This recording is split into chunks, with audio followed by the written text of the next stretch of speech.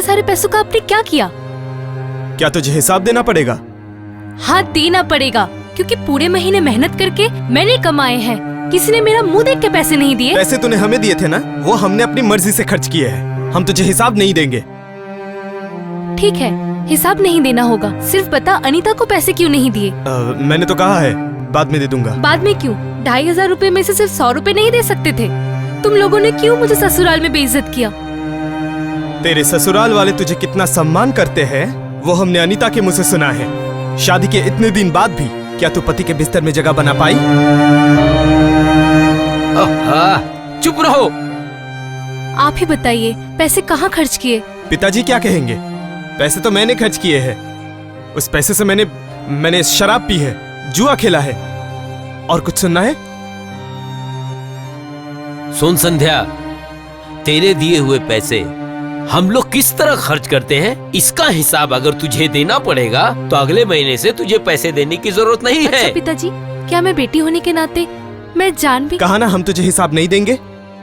अगर तुझे पैसे देने हैं तो दे, वरना मत दे। ठीक है, मुझसे गलती हो गई। अगली बार से मैं अपना फर्ज निभाऊंगी और कुछ पूछूंगी भी नहीं। चलती हूँ पिताजी।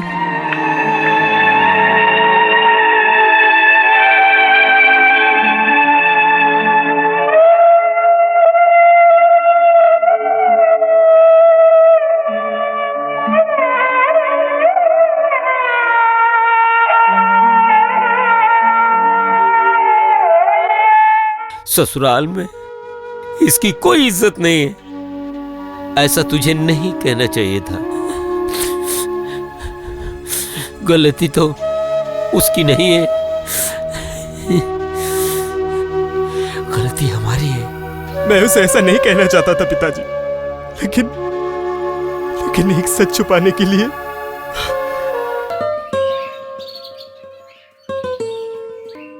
इतनी सारी? मैं इतनी मिठाई नहीं खा सकती। ये सब बोलने से नहीं चलेगा, तुम्हें सब खाना पड़ेगा। अरे एक साथ खाने की जरूरत नहीं है, बातें करते करते खा। इन कुछ दिनों में मछली भाभी के मायके में बहुत कुछ खाया होगा, इसलिए नहीं खा पा रही है ना? हाँ, बहुत कुछ खाया। हर रोज वही दाल और चावल, एक दिन भी मछली नहीं खाई। नई दोस्त के साथ बैठकर बातें कर रही हैं बड़ी भाभी। करिए करिए, मनपसंद दोस्त मिलने पर सभी बातें करते हैं। अपनी नई दोस्त से पूछ लीजिए किस किस घर में नौकरानी की जरूरत है, कितने पैसे देंगे। इसे हमें क्या लेना देना? कुछ कह नहीं सकते। आप दोनों का जैसा कैरेक्टर है, किस दिन भैया आप दोनों को घर से निकाल दे। खुशी, बड़ों के साथ कैसे बात करते हैं पहले सीखो। किससे सीखूं? आप दोनों से। लोगों की बुराइयां कैसे करते हैं यही सीखने बैठे हैं आप लोग तो एक नौकरानी से। सुना रूबी, सुना? इसके साथ ही दोस्ती बनाकर रखिए, काम आएगा फ्यूचर में। तू क्या देख रही है? चल मिठाई ठूस, ठूस मिठाई। अकेले अगर नहीं खा पा रही है तो अपनी इन नई दोस्तों को खिला दे, शायद मिठाई खाकर इनकी जबान भी जरा मीठी हो जाए। रुको, आज ही पिताजी से बात करती हूँ। तो अचानक तुम दोनों मिलकर सुनीता की बहन को अपने कमरे में ले जाकर मिठाई क्यों खिला रही थी? दरअसल संध्या के मायके में उसे ठीक से खाने को नहीं मिल रहा था ना। वाह, दूसरों के लिए तो बहुत अच्छी सोच है तुम्हारी। सोचना तो पड़ेगा ही पिताजी, नौकरानी है तो क्या हुआ, वो भी तो इंसान है। तो मैं क्या इंसान नहीं हूँ? छी छी पिताजी, ये आप क्या कह रहे हैं? चुप रहो। तुम लोग सुनीता की बहन को जोर करके खिला सकती हो, लेकिन कब की शाम हो गई, नाश्ते की बात तो छोड़ ही दो, एक कप चाय भी नहीं मिली। हे भगवान, ये क्या? रुकिए, मैं अभी लाती हूँ। ये मंजली बहू के घर की हालत जानना चाहती थी ना तुम लोग सुनीता की बहन से?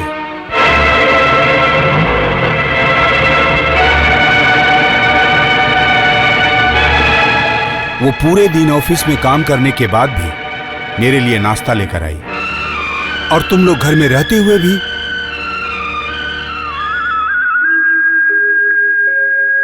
दूसरों के घर में खाना बना है या नहीं यह ना सोचकर खुद के घर में सही समय पर चाय बनी है या नहीं इस पर ध्यान दो, भविष्य में काम आएगा।